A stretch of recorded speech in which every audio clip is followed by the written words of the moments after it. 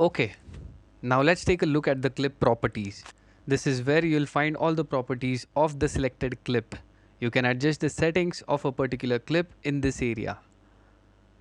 The next thing that you'll see is start and end points of a clip. You can adjust the start or the end point of a clip by clicking here in this area and scrolling it upwards or downwards. This is the loop switch over here.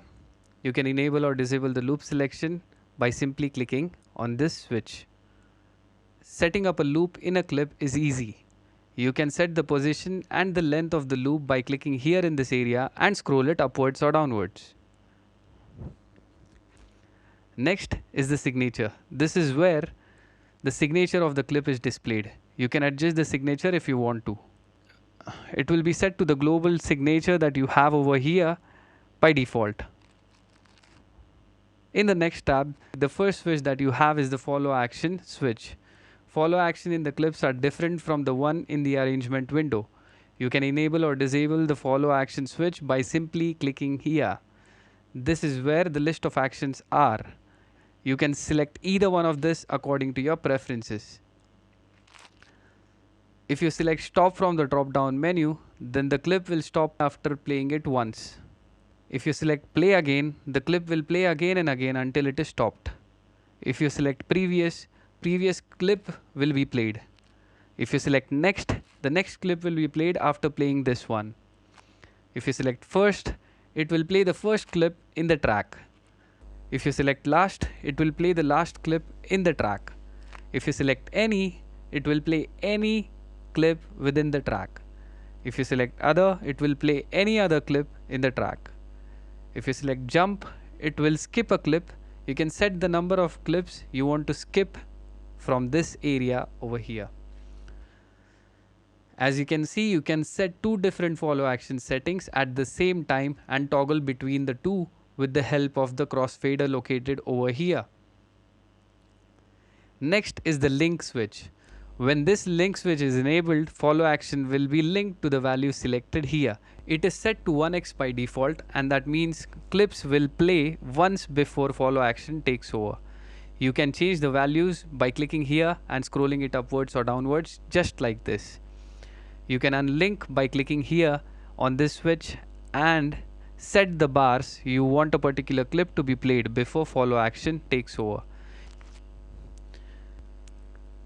Next here is launch modes.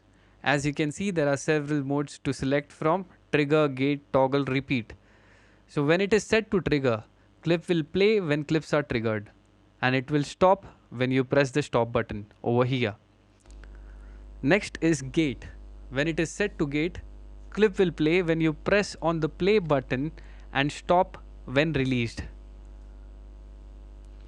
When it is set to toggle, clip will play when you click on the play button and will stop when you click on the play button again.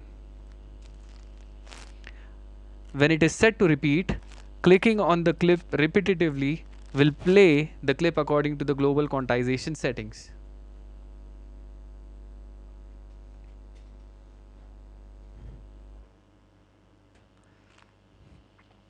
Legato. When legato is enabled on a clip, it will start playing from the previous play position. As you can see here, the clip will start playing from the place where we left. Velocity. It affects the pressure or the velocity of the notes that are coming from your MIDI device. You can set the velocity percentage in this area. MIDI bank and preset select. Let's say you have an external instrument or a synthesizer connected to your computer. Always select the bank, sub-bank and preset in this area to avoid any further losses. You can toggle between the presets by changing the program in this area. By saving the presets over here, the next time you open this project, it will automatically load the preset that was saved here and will play the same sound that was set during the production. Okay, next is the notes tab over here. This area over here shows the key range of the notes that are present in the clip. You can click here and scroll to shift the notes to a specific key or octave. The next switch over here is to double the tempo. The selected notes will shrink in the MIDI clip to double the speed. Right next to it, you have a half tempo switch. The selected notes will stretch in the MIDI clip to play at half speed. This switch over here is the reverse switch. When you hit on this button, the selected notes will reverse horizontally. Invert. When you hit on invert, selected notes will turn upside down. Then we have legato over here. The selected notes will stretch or lengthen to the starting point of the next note. Duplicate. It will duplicate the selected notes, or you can simply select the notes and press Command plus D from your computer keyboard. Randomize. Adjust the velocity and click here to change the velocity values of the selected notes. Velocity range. So you can set the velocity range over here and the values will be chosen randomly for each selected notes. As you can see here. The next tab is the envelopes or the automation tab over here. You can select the device from the drop down menu over here. This is where you can select the parameter that you want to control or automate from the drop down menu. Linked. When loop regions are linked, automation plays along with the clip. This is the loop switch for the envelopes or automation that you're going to write. This switch will be active by default. When you unlink the envelopes, you can set a separate loop for the envelopes or automation, as you can see here. This is where you can set start and end points for the automation clip.